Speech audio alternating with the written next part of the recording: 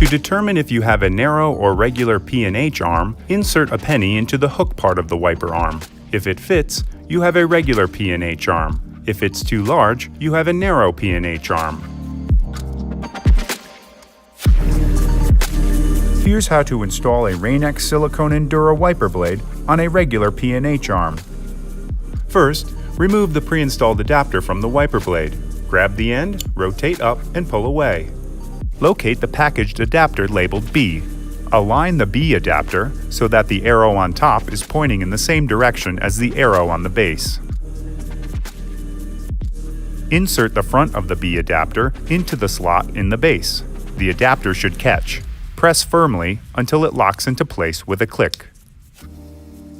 After you've removed the old wiper blade, make sure the wiper arm is in the up position. Locate the hole on the side of the adapter. Turn the blade perpendicular to the wiper arm, insert the pin into the hole, pushing all the way through.